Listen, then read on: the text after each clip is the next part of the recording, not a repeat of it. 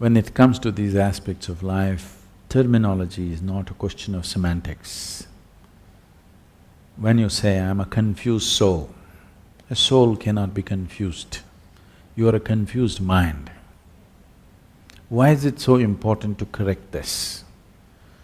Because if you do not understand the distinction between one thing and the other, suppose you go to your doctor because you have a cardiac problem and you say, "Doctor, my liver is giving me trouble." He will attend to something else, you know, isn't it? So it's very important. It is not a question of semantics, it's just not just a question of splitting hair. It's just like this. You have a heart problem but you go to a liver doctor. This is not going to be a solution, there's going to be more problems because anyway, once you go to him, he has to conduct a surgery upon your liver, whether you have liver problem or not. That's part of the business, okay. So it's very important, your soul cannot be confused. And first of all, do not talk about a soul because it's not come into your experience. And if you talk about something which is not yet in your experience, to put it very bluntly, it amounts to lying. So this is the first thing you must do, you must stop lying. Do not talk about anything which is not yet a reality for you. It may be said in the Gita, it may be written in the Vedas, everybody may be talking about it, it doesn't matter. It's not true for you, you do not talk about it. You do not talk about soul, you do not talk about heaven, you do not talk about God because it is not yet a reality for you. If you do not talk about these things, a certain longing will appear within you which will lead you there. If you talk about it, you will satisfy yourself with gossip, the real thing will never happen to you. You will be fulfilled with gossip. Gossip is a very fulfilling thing, you know. Yes. Yes, lot of people avoid reality just by gossiping. Whole lot of people avoid reality just by watching a cinema. Cinema is somebody's gossip, isn't it? Somebody's story.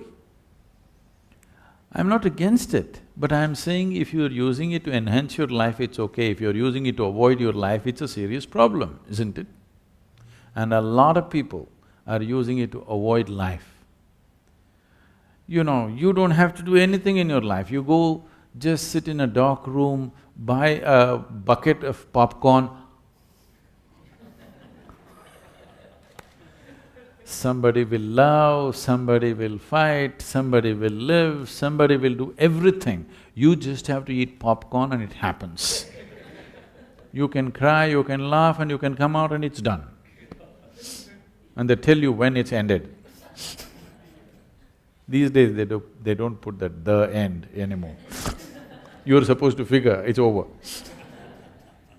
There was a time when they would say "the end." So just in case you're not getting it, you may sit for the next show. So, do not deceive yourself. This is the least you can do for yourself is do not bullshit yourself. If you do not bullshit others also, your life around you will also improve phenomenally, but that I will leave it to you, okay? That's your decision. But at least with this one person, be 100% straight, no nonsense. You must do this because this person deserves and you owe it to this. That with this one at least, I don't know in what kind of social and other situations you are, whether you can stop bullshitting to others. If you do that, you can build a phenomenal life around you also. If you can do it around yourself, it's great, you'll build something wonderful. If that is not possible, at least with this one person, do not bullshit this person. At least with this person, 100% straight. So this is simply because there was a time when this culture was a vibrant spiritual atmosphere. From those times, it is a very depleted condition right now. That vibrant spiritual liveliness is gone, but the jargon is still floating around. Wherever you go, people are talking about soul, Atma, Paramatma, this, that. The jargon is still floating around in common language and common atmospheres, though the fire is gone. Because of this, it is one way it could have been a positive influence, but it is also a negative influence because you're talking about the highest things in a mundane way, so that all the highest things will just die, just talking about it like gossip. People will discuss Gita on the tea shop, people will nothing wrong with the tea shop, I'm saying not with the necessary focus or the sanctity that it needs. Sanctity not in terms of elevating it to some place, sanctity in terms of if you want to put your hand into the milk, you would see that your hands are clean, isn't it? Because otherwise it'll go bad. This is just like that. If you want to put your hands into something, before that, a little bit of care. Otherwise, you will become a confused soul, which is impossible. But you think it's real. Confused mind, possible. Mind can only be confused.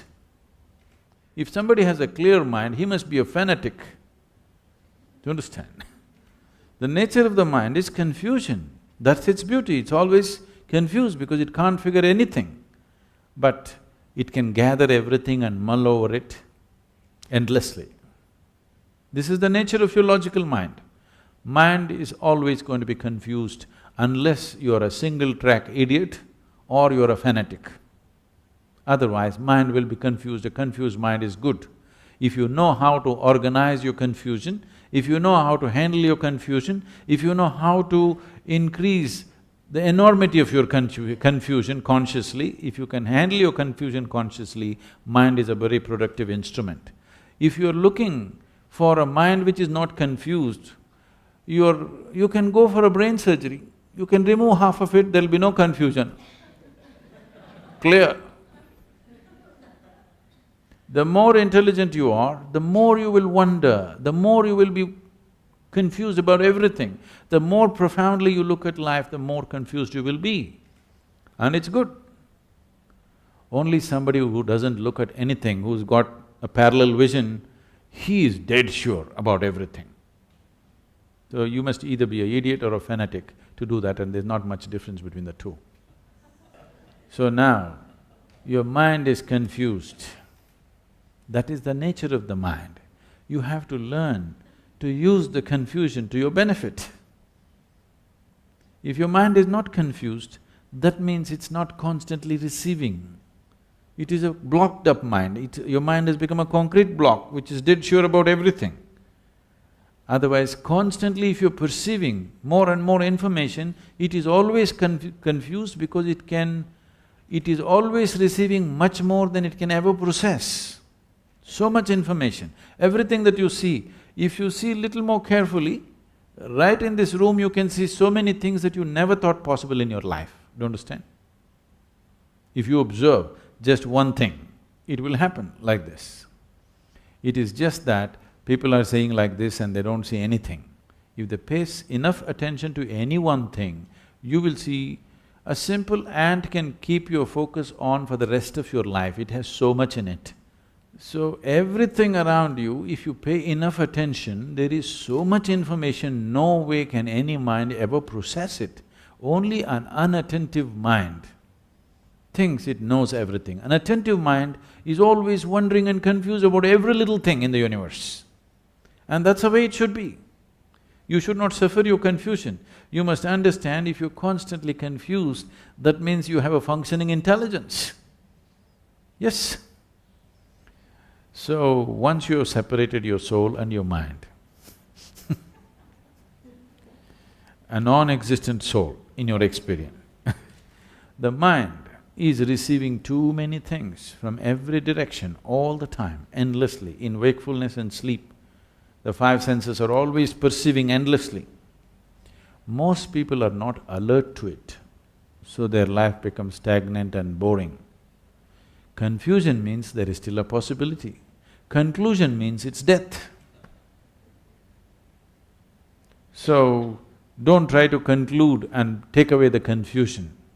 Confusion is fine. Right now, do not imagine things which are not true.